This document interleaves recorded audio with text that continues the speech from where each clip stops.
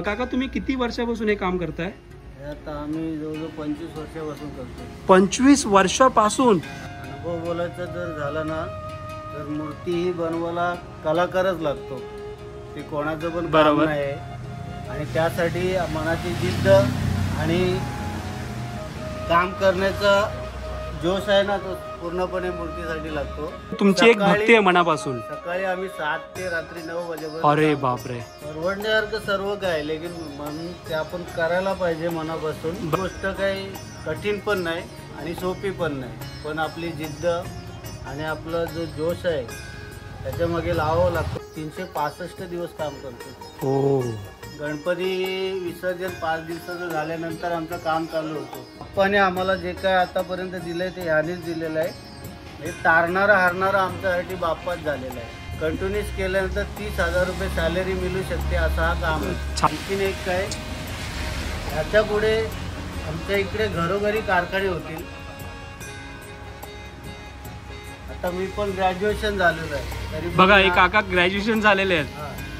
पण हे मनापासून करतो, कारण जॉबला गेलो, जॉब पण अनेक ठिकाणी गेला तर आम्हाला सॅलरी किती, मी 1000 रुपये सॅलरीचे काम केलेलं आहे. बापरे. 1 वर्षभर 1000 रुपयाचे मुंबईमध्ये काम केलं ट्रान्सपोर्ट ऑफिसला. त्याच्यात पण ग्रॅज्युएशन करून कोणच त्याला विचारत नाही शिक्षणाला. मग हे आमचं उदरनिर्वाहाचं साधन आहे. आणि ह्याच्या पुढे आमचे भरपूर लोक याच्यात काम करतील आणि हे काम काही कधी संपणार नाही. माणसं संपतील पण काम संपणार नाही. बरोबर काका.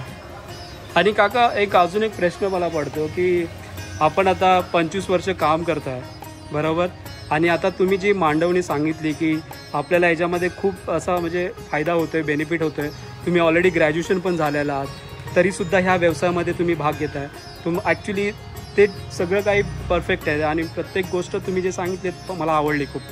तर आता मला सांगा की आपण जे गणपती बाप्पा करतो, आता तुम्हाला असं कधी झालं आहे का एक्सपिरियन्स की तुम्हाला खूप सारे आवक आले, म्हणजे तुम्ही म्हणजे शंभर तुम्हाला आवक आली आणि तुम्ही ते कंप्लीट करू शकत नाही, असं कधी झालं आहे का तुमच्याकडून? चालू आहे, रुटीन चालू आहे. मॅनपॉवर कमी पडल्यानंतर ते होऊ शकतं. नाही ना, म्हणजे तुमचा असा कधी अनुभव आलाय का, कधी आला नाही असं म्हणजे मी विचारतो? आलाय ना, भरपूर आलाय. इमर्जन्सी जर कारागीर आजारी पडला तर मग तो 10 दिवस सुट्टी झाल्यानंतर मग ते सगळं पेंडिंग काम होतं. अच्छा, म्हणजे मग तुम्ही कसे ते मॅनेज करता? कस्टमरला रिक्वेस्ट करून 4 दिवस द्या, 10 दिवस द्या, कोणाला 5 दिवस द्या असं सांगून विनंती करून आम्ही मग त्याच्या ऑर्डर कंप्लीट करतो आणि नवीन ऑर्डर घेत नाही. मग जेवढंच पॉसिबल आहे तेवढं करत राहतो, जे पॉसिबल नाही ते सोडून देतो. आणि काका मी असं ऐकलंय की लोक आहेत ना गणपतीच्या दिवशी मोठे मोठे डीजे वाजवतात किंवा क्लाउड खूप सारा मोठं करतात. ॲक्च्युली माझ्यामध्ये तर आपले बाप्पा आहेत त्यांची भक्ती करणं आणि आपल्या मनामध्ये भक्ती असणं ते खूप महत्त्वाचं आहे, ना की खूप मोठेपणा दाखवणं. तर तुम्ही त्या प्रकारे कसे बघतात, कशा प्रकारे तुम्ही बघता, म्हणजे तुमचा दृष्टिकोन कसा आहे? मंडळाचा गणपती हा वाजत गाजतच जाणार. बरोबर आहे. त्यासाठी डीजे पण योग्य आहे, पण डीजेचं लिमिट पाहिजे, लिमिटेशन पाहिजे त्यासाठी. प्लस ज्या दिवशी विसर्जन आहे त्या दिवशी दारूबंदी पाहिजे. बरोबर, मग याचा गैरफायदा लोक जास्त घेतात. आणि त्याला टायमिंग द्यायला पाहिजे. बाबा तुम्ही 12 पर्यंत विसर्जन करता, ते सूर्यास्ताचे 7-7:30 पर्यंत विसर्जन झाली पाहिजे मूर्ती. बरोबर, हा शास्त्र आहे. लोक रात्रभर नाचत राहतात, रात्रभर दारू पित राहतात. हो, हा एक काकांचा खूप छान असा मेसेज आहे मंडळी तुमच्यासाठी, खूप छान. जर आपण जे कोणतेही आपला सण सेलिब्रेट करत असो, आणि हे सण अशासाठी साजरे केले होते कारण की लोकांना एकत्रित करण्याचा त्यांचा एक समभाव होता, एक हेतू होता. ते करण्यासाठी आपण हे गणेशोत्सव अजून काही दुसरे सण आपण साजरे करतो. तो त्यांचा एक हेतू होता की लोकांनी एकत्रित यावं, एकमेकांनी एक जुटी दाखवावी, त्याच्यासाठी होतं. पण आताची लोक आहेत ते दारू पितात, त्याच्यामुळे काही वेगळा धिंगाणा करतात आणि त्याचा वेगळा अतिरेक करतात. तर काकांचा संदेश आहे की दारू पिणं म्हणजे दारू ही बंदीच घेतली पाहिजे त्यावेळी, आणि सगळं भक्तिमय वातावरणात आपण आनंदी केलं पाहिजे, आनंद लुटायला पाहिजे, ना की दारूचं व्यसन करून आपल्या फॅमिलीला पण त्रास होतो आणि इतरांना त्रास होतो, असा काकांचा संदेश आहे. ज्या लोकांना कला येतं ना त्या लोकांनी हे करावं, ज्याला कला नाही, ज्याला काही करता येत नाही त्यांनी करू नये. गणपतीची ते पैसे असतात म्हणून या धंद्यात उतरतात, आणि जे कारागीर लोकांचा जो धंदा करण्याचा सोर्स असतो तो कमी होऊन जातो. जे इथे मूर्ती बनवतात हा मोठा गोडाऊन आहे यांचं. हे बघा हा मोठा कारखाना आहे, बघू शकता तुम्ही मंडळी. आणि जो रॉ मटेरियल आहे, जी माती असते ती इथेच आहे. सो मंडळी आता बघताय तुम्ही, मी एका कारखान्यामध्ये आलो आहे. म्हणजे कारखाना नाही बोलू शकत आपण, गणपती मूर्तीची शाळाही बोलू शकतो. सो इथे काका मूर्ती बनवतात ऑलरेडी. इथे खूप मोठा कारखाना आहे, हे बघू शकता. आपण काकांकडून इन्फॉर्मेशन घेणारच आहोत, ठीक आहे. तर मी पहिलं बॅकग्राऊंड दाखवतो तुम्हाला. खूप सारे मूर्ती बनवलेल्या आहेत आणि हे काका कसे मूर्ती बनवतात, त्यांना किती मेहनत असते करायची, त्याचा मागचा त्यांचा उद्दिष्ट काय आहे आणि त्यांचा जो पोटनिर्वाह, मी ऑलरेडी म्हटलं आहे तुम्हाला की उदरनिर्वाह त्यांच्यामध्येच असतं. तर ते कसं करणार ते आपण काकांशी बोलूया आणि मग तुम्हाला माहिती देतील ते सर्व, ठीक आहे. हे बघा काका बनवत आहेत हे मूर्ती. तुम्ही बनवतात कसे बनवतात ते आपण बघतोयच. खूप मेहनत आहे इथे. असं आपल्याला वाटतं की एकदम इझी नाही, स्ट्रेट फॉरवर्ड नाही आहे. याला खूप मेहनत लागते, कसरतीचं काम आहे आणि कौशल्यता आणि कला असणं गरजेचं आहे. जर तुम्हाला त्या सगळ्या गोष्टींचा एकत्रितपणे असेल तरच तुम्ही हे शक्य करू शकाल. आणि हे कंटिन्युअसली बसून करतात, म्हणजे पाठीचा कणा तर त्यांना काहीच फरक नसते. कारण का त्यांना एक असंच इच्छा असते की बापाचा आपल्याला बनवायचं आहे आणि हे आपल्या बापाचं एक टायमिंग असो सप्टेंबर महिन्यामध्ये. त्याच्या आधीच सगळं जेवढे रसिक प्रेक्षक आहेत आपले, म्हणजे रसिक आहेत बापाचे, भक्तिभाव करणारे आहेत, तर त्यांना सगळ्यांना त्या टायमावर द्यायचं असतं आणि त्यांचं ती डेडलाईन असते. त्याच्यामुळे ते खूप परिश्रम करतात आणि ते डेडलाईनच्या अगोदर कंप्लीट करत असतात.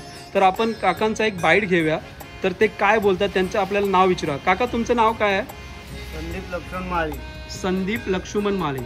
काका तुम्ही किती वर्षापासून हे काम करताय? आता आम्ही जवळजवळ 25 वर्षापासून करतो. 25 वर्षापासून? बाप रे. मग काका आता तुम्हाला म्हणजे आता खूप मेहनत आहे याच्यामध्ये, हे इझी काम नाही आहे. सो तुम्ही मला सांगू शकता की काय इथे कामामध्ये किती कठीणता आहे आणि किती परिश्रम घ्यावे लागतात? लोकांना असं वाटतं की हे सगळं इझी आहे आणि पैसे खूप सांगितले जातात. जेव्हा पेनमध्ये मूर्ती घ्यायला येतात लोक, तेव्हा त्यांना असं वाटतं की खूप कॉस्टली किंमत आहे. बट त्याच्या मागते जे हे सगळे मशीननी केलेलं नाही आहेत, हे हँडमेड आहेत. तर तुम्ही कसं सांगू शकता की पब्लिकला, की आपले सबस्क्रायबर त्यांना सांगू शकता की खूप याच्यामध्ये मेहनत आहे, इझी नाही आहे आणि त्याच्यामध्ये कष्ट खूप आहेत. आणि त्यांना बघा अजून ते बसलेत कंटिन्युअसली आणि बसल्यानंतर बॅक पण तुम्हाला माहितीच आहे मंडळी. सर थोडे ह्याच्याबद्दल माहिती सांगा तुम्ही. कधी आता तुम्ही 25 वर्षापासून काम करताय, तर ह्याच्यामध्ये काय कसं वाटतं, तुमचा एक्सपिरियन्स काय सांगतो काका? अनुभव बोलायचं जर झालं ना, तर मूर्ती ही बनवायला कलाकारच लागतो. ते कोणाचं पण काम आहे आणि त्यासाठी मनाची जिद्द आणि काम करण्याचा जोश आहे ना, तो पूर्णपणे मूर्तीसाठी लागतो. आणि गणेशाची मूर्ती करताना आम्हाला कुठलीच दुखापत होत नाही. आम्ही 25 वर्ष काम करतोय. म्हणजे तुमची एक भक्ती आहे मनापासून. सकाळी आम्ही 7 ते रात्री 9 वाजेपर्यंत. अरे बापरे, सकाळी 7 ते रात्री 9 वाजलेपर्यंत ते काम करतात. बघा किती मेहनत आहे. आणि हे स्वतः काका तुम्ही हे हँडमेड करताय, स्वतः बनवताय रे हाताने? मशीनीचं इथं काहीच नाही आहे? मशीनचं काहीच नाही. बापरे बापरे. पूर्ण माती माळण्यापासून डाय बनवण्यापासून टोटल सर्व हँडवर्क आहे. आणि पूर्णपणे दागिने वगैरे सर्व हाताने बनवले जातात. शाडू मातीच्या मूर्त्या त्या आणि पीओपीची मूर्ती असते ती डायमध्ये बनते. म्हणजे इको फ्रेंडली आहे, म्हणजे सिमेंटचं काहीच नाही याच्यामध्ये. खूप छान, खूप छान. आता हे बघा काका आपल्याला दाखवतील हे कसं काम करतात ते. हे बघा, हे असं पॅकेज करावं लागतं. हा एक साचा आहे, त्याच्यामध्ये पॅकेज करावं लागतं. आणि काका हे तुमचं रॉ मटेरियल आहे, त्याचं आता महागाईच्या कालामध्ये त्याचं कसं काय चालू आहे, म्हणजे तुम्हाला कसं परवडतं? हे परवडण्यासारखं सर्व काय, लेकिन म्हणून ते आपण करायला पाहिजे मनापासून. बरोबर. कुठलीच गोष्ट काही कठीण पण नाही आणि सोपी पण नाही, पण आपली जिद्द आणि आपला जो जोश आहे त्याच्यामागे लावावा लागतो. त्यासाठी वेळ द्यायला लागतो. हे काका कधीपासून तुम्ही काम चालू करता? म्हणजे आपल्याला सप्टेंबर महिन्यामध्ये आपले बाप्पा येतात, त्यांचं आगमन होतं, तर त्याच्या अगोदर कधीपासून तुम्ही प्लॅन करता? इको फ्रेंडली गणपती आहे ना, तो आता बरीचशी मागणी वाढलेली आहे त्याला. आणि त्यासाठी आम्ही 365 दिवस काम करतो. हो. गणपती विसर्जन 5 दिवसाचं झाल्यानंतर आमचं काम चालू होतं. 5 दिवसाचे विसर्जन झाल्यानंतर आम्ही मूर्ती बनवायला चालू करतो. बापरे बाप. म्हणजे विसर्जन झालं की तुमचं काम पुन्हा चालू. म्हणजे तीच रुटीन तुमची असते. आणि काका मी असं ऐकलंय, म्हणजे मी सुद्धा स्वतः ही केलंय, पाहिलंय की जेवढे तुमच्या इकडची लोक राहतात ह्या गावामध्ये, ह्या गावामध्ये प्रत्येक म्हणजे काही लोक आहेत ती त्यांचा उदरनिर्वाह ह्या व्यवसायामुळेच होतो. तर तुम्ही पण तसंच आहात का? म्हणजे तुमचा पण उदरनिर्वाह ह्याच व्यवसायावर आहे का? त्याच्यावरच आहे. आम्ही आता 25 वर्ष काम करत आहोत आणि ह्याच बाप्पाने आम्हाला जे काय आतापर्यंत दिलंय ते ह्यानेच दिलेलं आहे. हे तारणारा हारणारा आमच्यासाठी बाप्पाच झालेला आहे. आता याच्या आधी आम्ही शेतीचं काम करायचो, चिखल काम करायचो, कोणाचे मजुरी करायचो. पण ज्या दिवसापासून या गणेशाचं आगमन झालं या गावात, तेव्हापासून हर एकाला काम हा मिळालेला आहे. कुठली कंपनी नको किंवा कुठला जॉब नको, काही नको. कंटिन्यूस केल्यानंतर 30,000 रुपये सॅलरी मिळू शकते असा हा काम आहे. छान, उत्कृष्ट, मस्त मस्त माहिती देत आहेत काका. आणि मी असं ऐकलंय की आपलं हे जे गाव आहे हे गणपतीचं माहेरघर म्हणून ओळखलं जातं. आणि इथून खूप लोक म्हणजे सगळीकडे महाराष्ट्रात नव्हे तर प्रदेशातकडे आपण एक्सपोर्ट करतो आणि म्हणजे गणपतीच्या मूर्तींचं पुरवठा करवतो. तर तुम्हाला आता कसं वाटतं ह्या गावाचा एक भाग असताना? म्हणजे हा गाव खूप ओळखला जातो मूर्तींसाठी, म्हणजे खूप ओळखला, म्हणजे नावाजलेलं गाव आपल्या महाराष्ट्रामध्ये. आम्ही भाग्यशाली आहोत की आम्हाला गणेशाचं काम मिळालं आहे. आम्हाला कुठेच जाण्याची गरज नाही लागली.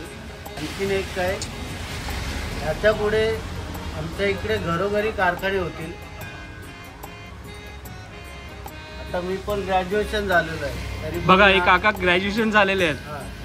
पण हे मनापासून करतो, कारण जॉबला गेलो, जॉब पण अनेक ठिकाणी गेला तर आम्हाला सॅलरी किती, मी 1000 रुपये सॅलरीचे काम केलेलं आहे. बापरे.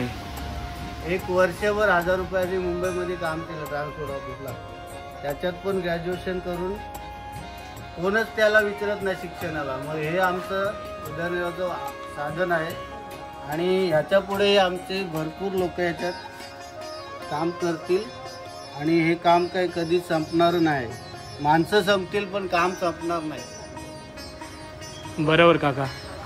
आणि काका अजून एक प्रश्न मला पडतो की आपण आता 25 वर्ष काम करताय, बरोबर? आणि आता तुम्ही जी मांडवणी सांगितली की आपल्याला याच्यामध्ये खूप असा म्हणजे फायदा होतोय, बेनिफिट होतोय. तुम्ही ऑलरेडी ग्रॅज्युएशन पण झालेला आहात, तरीसुद्धा ह्या व्यवसायामध्ये तुम्ही भाग घेताय. ॲक्च्युली ते सगळं काही परफेक्ट आहे आणि प्रत्येक गोष्ट तुम्ही जे सांगितले मला आवडली खूप. तर आता मला सांगा की आपण जे गणपती बाप्पा करतो, आता तुम्हाला असं कधी झालं आहे का एक्सपिरियन्स की तुम्हाला खूप सारे आवक आले, म्हणजे तुम्ही म्हणजे 100 तुम्हाला आवक आली आणि तुम्ही ते कंप्लीट करू शकत नाही, असं कधी झालं आहे का तुमच्याकडून? चालू आहे, रुटीन चालू आहे. मॅनपॉवर कमी पडल्यानंतर ते होऊ शकतं. नाही म्हणजे तुमचा असा कधी अनुभव आलाय का, कधी आला नाही असं म्हणजे मी विचारतो? आलाय ना, भरपूर आलाय. इमर्जन्सी जर कारागीर आजारी पडला तर मग तो 10 दिवस सुट्टी झाल्यानंतर मग ते सगळं पेंडिंग काम होतं. अच्छा, म्हणजे मग तुम्ही कसे ते मॅनेज करता? कस्टमरला रिक्वेस्ट करून 4 दिवस द्या, 10 दिवस द्या, कोणाला 5 दिवस द्या असं सांगून विनंती करून आम्ही मग त्याच्या ऑर्डर कंप्लीट करतो आणि नवीन ऑर्डर घेत नाही. मग जेवढंच पॉसिबल आहे तेवढं करत राहतो, जे पॉसिबल नाही ते सोडून देतो. आणि काका मी असं ऐकलंय की लोक आहेत ना गणपतीच्या दिवशी मोठे मोठे डीजे वाजवतात किंवा क्लाउड खूप सारा मोठं करतात. ॲक्च्युली माझ्यामध्ये तर आपले बाप्पा आहेत त्यांची भक्ती करणं आणि आपल्या मनामध्ये भक्ती असणं ते खूप महत्त्वाचं आहे, ना की खूप मोठेपणा दाखवणं. तर तुम्ही त्या प्रकारे कसे बघतात, कशा प्रकारे तुम्ही बघता, म्हणजे तुमचा दृष्टिकोन कसा आहे? मंडळाचा गणपती हा वाजत गाजतच जाणार. बरोबर आहे. त्यासाठी डीजे पण योग्य आहे, पण डीजेचं लिमिट पाहिजे, लिमिटेशन पाहिजे त्यासाठी. प्लस ज्या दिवशी विसर्जन आहे त्या दिवशी दारूबंदी पाहिजे. बरोबर. मग ह्याचा गैरफायदा लोक जास्त घेतात आणि त्याला टायमिंग द्यायला पाहिजे. बाबा तुम्ही 12 पर्यंत विसर्जन करता, ते सूर्यास्ताचे 7-7:30 पर्यंत विसर्जन झाली पाहिजे मूर्ती. बरोबर. हा शास्त्र आहे. लोक रात्रभर नाचत राहतात, रात्रभर दारू पित राहतात. हो, हा एक काकांचा खूप छान असा मेसेज आहे मंडळी तुमच्यासाठी, खूप छान. जर आपण जे कोणतेही आपला सण सेलिब्रेट करत असो, आपले लोकमान्य टिळक आणि हे सण अशासाठी साजरे केले होते कारण की लोकांना एकत्रित करण्याचा त्यांचा एक समभाव होता, एक हेतू होता. ते करण्यासाठी आपण हे गणेशोत्सव अजून काही दुसरे सण आपण साजरे करतो. तो त्यांचा एक हेतू होता की लोकांनी एकत्रित यावं, एकमेकांनी एक जुटी दाखवावी, त्याच्यासाठी होतं. पण आताची लोक आहेत ते दारू पितात, त्याच्यामुळे काही वेगळा धिंगाणा करतात आणि त्याचा वेगळा अतिरेक करतात. तर काकांचा संदेश आहे की दारू पिणं म्हणजे दारू ही बंदीच घेतली पाहिजे त्यावेळी, आणि सगळं भक्तिमय वातावरणात आपण आनंदी केलं पाहिजे, आनंद लुटायला पाहिजे, ना की दारूचं व्यसन करून आपल्या फॅमिलीला पण त्रास होतो आणि इतरांना त्रास होतो. असा काकांचा संदेश आहे. हे बघा मंडळी, हे असं केलं जातं, फिलअप केलं जातं. हा किती काका, हा कितीचा साचा आहे, किती म्हणजे फूटचा साचा आहे, किती साईज आहे? 1.5 फूट. अच्छा, हा 1.5 फुटाचा साचा आहे.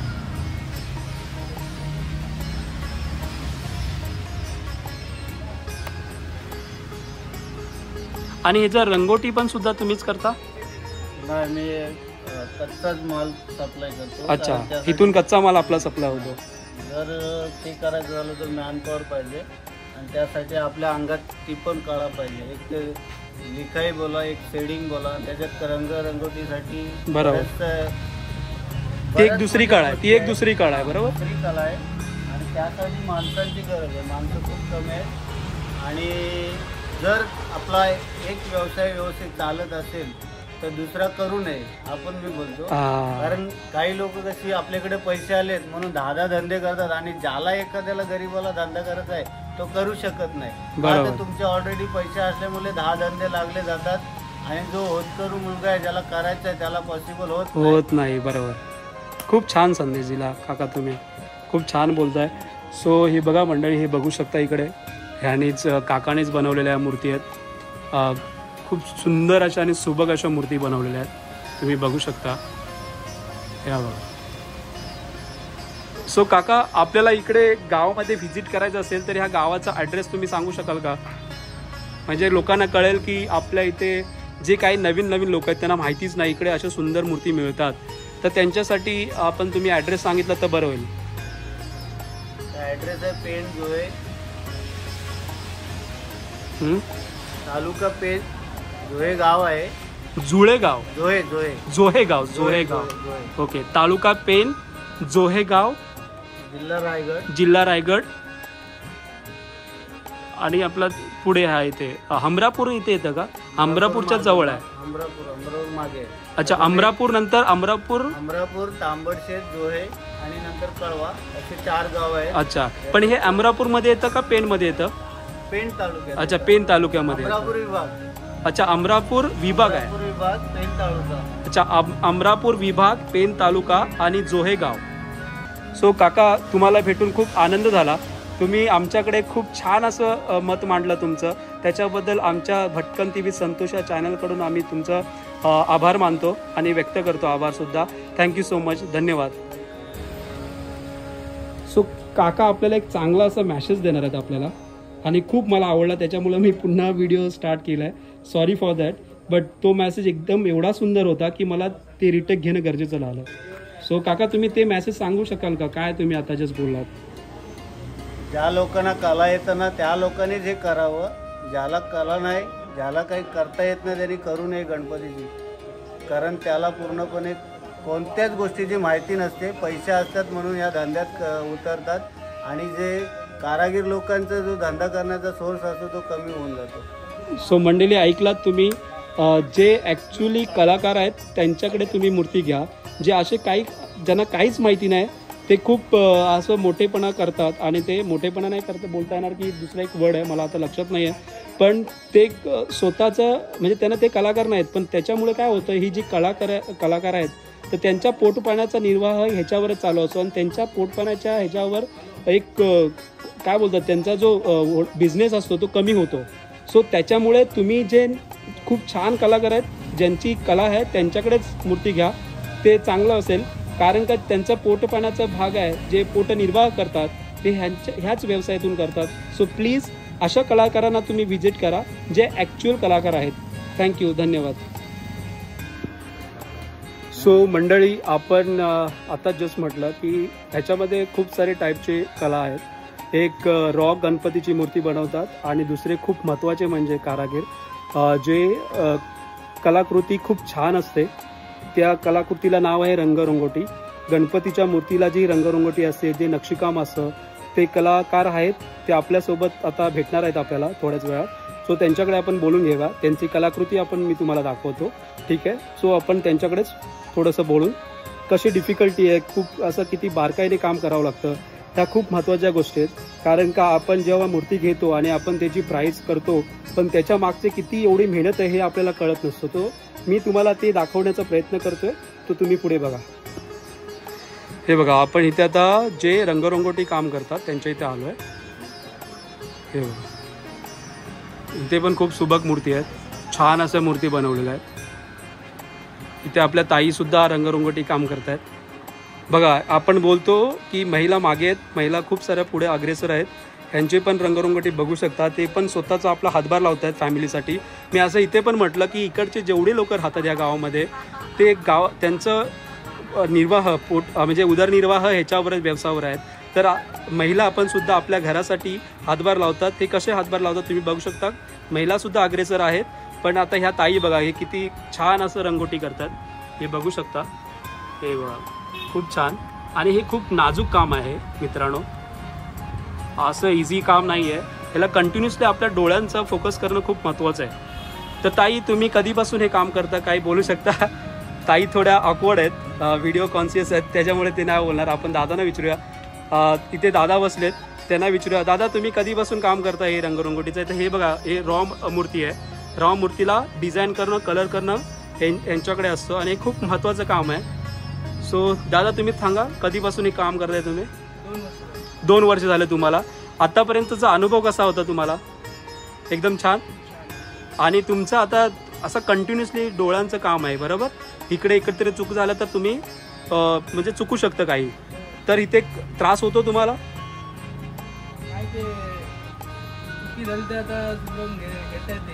अच्छा, म्हणजे तुम्हाला त्याचा एक्सपिरियन्स झाला, त्याच्यामुळे थोडे काही इकडे चुकी झाले तर तुम्ही बदलू शकता. पण खूप छान मंडळी, मी आल्यापासून बघतोय ह्यांचे डोळे नुसते कलर कामामध्ये गुंतलेले आहेत. कारण एकच आहे की त्यांना आपली डेडलाईनवर कंप्लीट करायची. आपल्या सप्टेंबरला बाप्पा येतात, त्यांची जी आवक आहे ती कंप्लीट करायची आहे. सो थँक्यू दादा. तुमचं नाव काय? आर्यन पाटील. थँक्यू. आता आपण त्यांच्या मोठ्या भावाकडे किंवा दादांकडे जाऊया. आता हे दादा मला असं वाटतं मेन काम करतात. त्यांच्याकडे मूर्ती बघा, हे कसं केलं आहे, यांनी सर्कल बनवलं आहे. हे सर्कल तुम्ही बघू शकता, कारण का ते सर्कल असं इझिली पडतं. दादा, हे सर्कल का बनवलंय आपण? सर्व गणपती, जास्तीत जास्त गणपती आपल्या कामाला मिळतील त्यासाठी. अच्छा, म्हणजे तुम्ही बघा, ही बघा टेक्निक काय. मला खूप टेक्निक आवडली ह्यांची. आता टेक्नॉलॉजी खूप पुढे गेले, पण ह्यांची टेक्निक बघा किती सुंदर आहे आणि छान अशी बनवले. कारण हा एक गोलाकार बनवला आहे आणि त्यांच्यामध्ये 5-6 मूर्ती ठेवल्या आहेत. कारण का ते असे म्हणतात की एक मूर्ती झाली, आता एक फॉर एक्झाम्पल एक दादा बघा, ती आता डिझाईन बनवत आहेत गणपतीच्या डोळ्यांची. आता बघा, ही खूप सुंदर अशी डिझाईन बनवतात. बघा किती कोरीव काम आहे. आता ते काय करणार, पुन्हा दुसऱ्या मूर्तीला बनवणार. आणि हे इझी होवं काम म्हणून त्यांनी असं एक सर्कल ठेवलंय. आणि त्या सर्कलमुळे ह्यांना इझी होतं की पुन्हा आपल्याला त्याच पोझिशन लावून त्या मूर्तीला कलर करणं इझी जातं. सो तुम्ही बघू शकता. आता मी तुम्हाला एक उदाहरण दाखवलं आणि ते डेमो सुद्धा दाखवतात दादा. हे बघा, खूप छान असं डेमो दाखवतात, मस्त. हे बघा, आणि खूप नाजूक अशी कळा आहे आणि खूप म्हणजे आपण बोलू शकतो डिटेक्शन म्हणून अशी कळा आहे. कारण की इथे डोळ्यांचं काम करणं, हे बघा किती ह्याच्याने मेहनतीने करतात.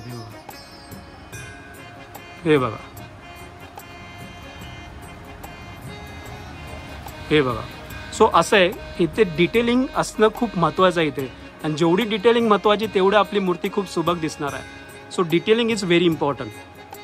इकडे बघा किती शांतपणे आणि एकाग्रतपणे ते मूर्तीला डोळ्यांना आकार देतात आणि रंग लावतात. दादा, तुम्हाला किती वर्षाचा एक्सपिरियन्स झाला? 7 वर्षाचा एक्सपिरियन्स. तर अनुभव कसा आहे तुमचा ह्या कलामध्ये, म्हणजे ह्या व्यवसायामध्ये? म्हणजे कठीण काय आहे तुम्हाला आता वाटते की पहिलं कठीण वाटायचं आणि आता इझी झालंय? नाही, तसं मला आवड. अच्छा, तुम्ही ह्या क्षेत्रामध्ये तुम्हाला आवड आहे, पॅशनच आहे तुमची. त्याच्यामुळे मला काही त्याच्यात एवढा येणं मला तकलीफ होत नाही. म्हणजे दादा असे म्हणतात, ज्या क्षेत्रामध्ये आपल्याला पॅशनेट आहोत आपण, त्या क्षेत्राची आपल्याला आवड असल्यामुळे आपल्याला म्हणजे कठीण वाटत नाही किंवा प्रॉब्लेम येत नाही. हा एक खूप चांगला संदेश आहे मित्रांनो. हे बघा, खूप कोरीव असं काम करतायत दादा, खूप छान.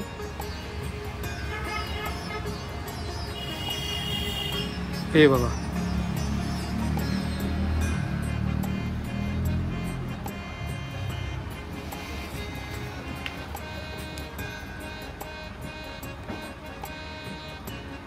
खूप छान एकदम डेकोरेट करतात प्रॉपरली.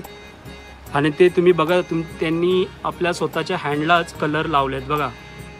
हे बघू शकता तुम्ही.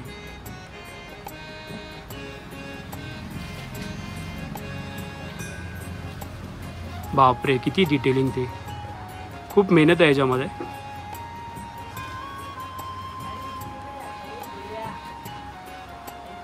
मस्त असं बघावंसंच वाटत राहतं.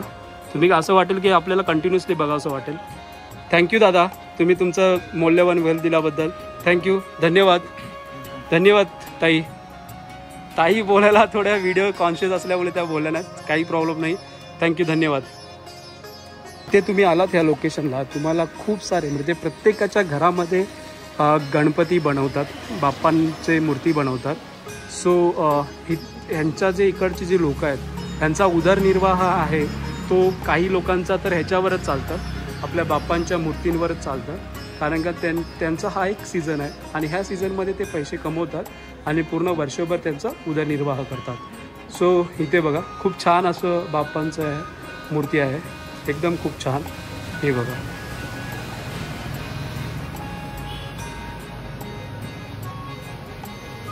वा,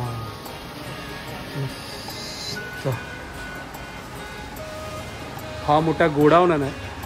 हा जे इथे मूर्ती बनवतात हा तो मोठा गोडाऊन आहे यांचं. हे बघा, बघू शकता, फुल गोडाऊन आहे आणि इथे मूर्ती तयार होतात. मी जसं म्हटलं की इकडच्या लोकांचं सगळं निर्वाह, उदरनिर्वाह याच्यावरच चालतं, म्हणजे खास करून या गावामध्ये. हे बघा, हा मोठा कारखाना आहे, बघू शकता तुम्ही मंडळी. आणि जो रॉ मटेरियल आहे, जी माती असते ती इथेच आहे. माती कधी काही सिमेंटचे असतात, काही मातीचे असतात, तर त्याचा रॉ मटेरियल हा आहे, इथे ठेवला आहे त्याने. आणि खूप साऱ्या इथे मोठ्या मोठ्या मूर्ती बनवलेल्या आहेत विदाऊट कलरच्या. हे बघा, हे बघा, हा एक बाप्पा आहे, पण याला कलर अजून मारायचा बाकी आहे. तर हे बघू शकता तुम्ही. हे बघा, किती सुंदर अशा मूर्ती बनवलेल्या आहेत. आता इथे बाप्पाच्या सुद्धा नाही आहेत, तर देवीच्या सुद्धा मूर्ती आहेत. आपल्याला दसऱ्यामध्ये ज्या देवी बसतात आपल्याकडे, तर त्यांच्यासुद्धा मूर्ती बनवलेल्या आहेत, पण त्यांना अजून वेळ आहे. पण ह्या कारखान्यामध्ये त्यासुद्धा ते बनवले जातात. तर हा जो रॉ मटेरियल आहे आपल्या बाप्पासाठी, म्हणजे जो बॅकअपसाठी म्हणजे सपोर्टसाठी यूज केलेला असतो, तर ते मटेरियल आहे. हे बघा, हे मटेरियल आहे. तर खूप सारा मोठा गोडाऊन आहे.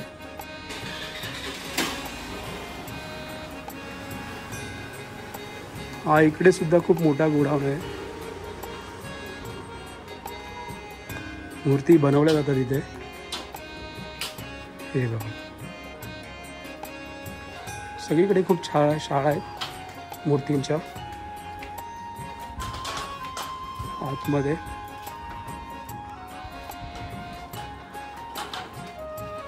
मोठ्या मोठ्या शाळा आहेत.